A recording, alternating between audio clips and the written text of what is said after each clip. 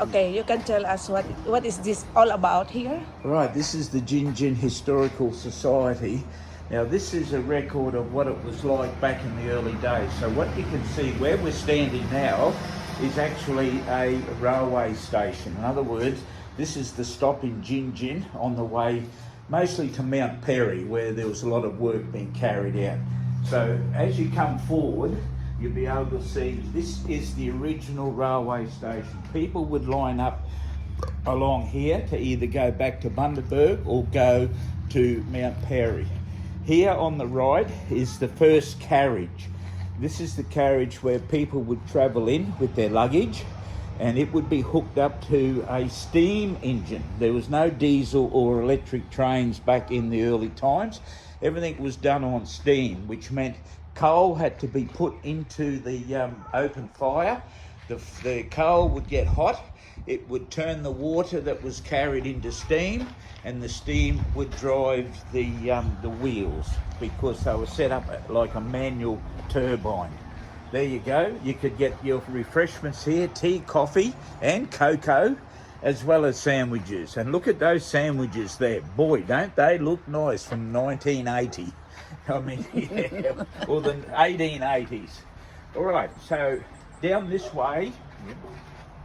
There's also the guards room yes, here. The guard room will get changed there, and if they swap guards because they couldn't go all the way because it take too long, they could live there. The station master was in charge of telling the driver when it was time to go.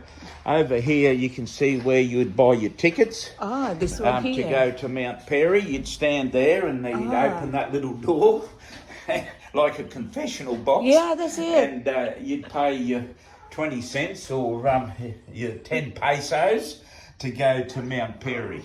So, and that was the station master's names from over the years. And along here... Wait.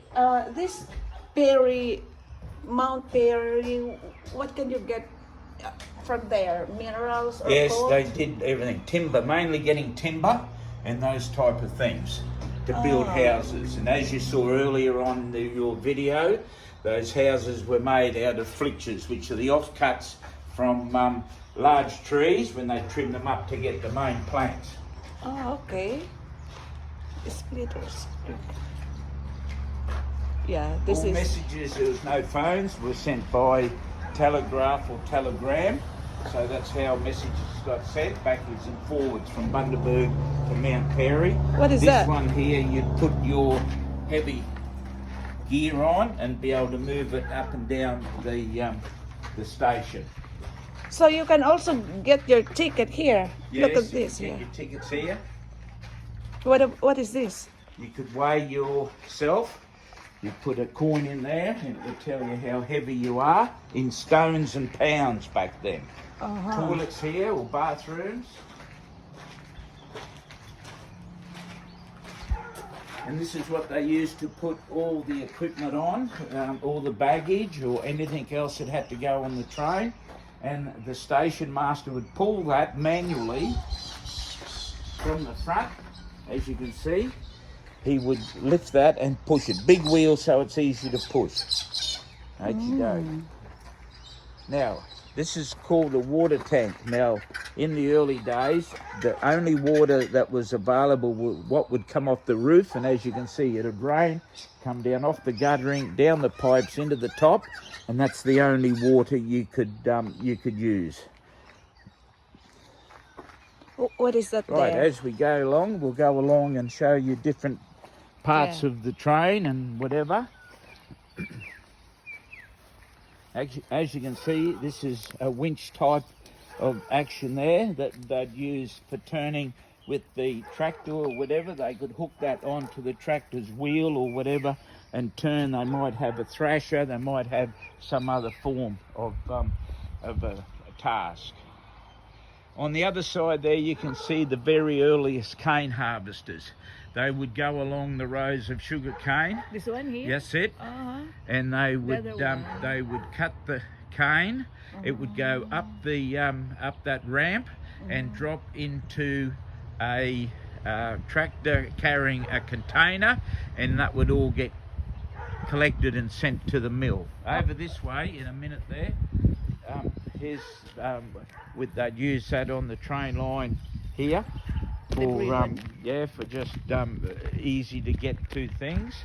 And here, this one here is actually where they put the sugar cane.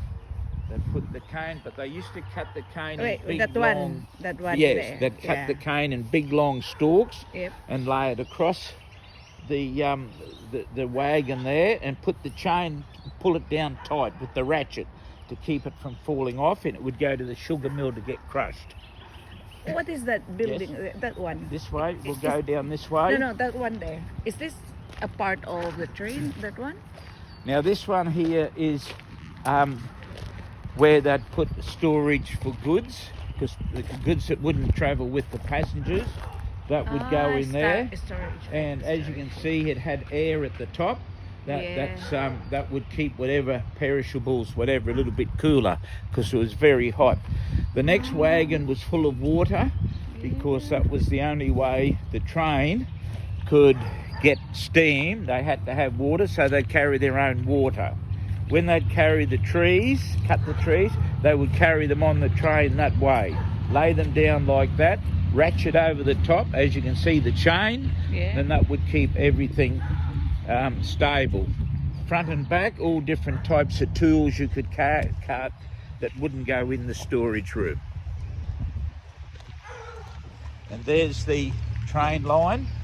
They're going backwards and forwards. The reason why there's many different lines here is that there's only one line back to Bundaberg and Mount Perry. So if trains were going to clash with their timetable, they would come here, go on to another line there, and wait until the main train would come through. And as you can see down here with these lines, they would be able to put a train on that line or a train to come on the siding here on this line.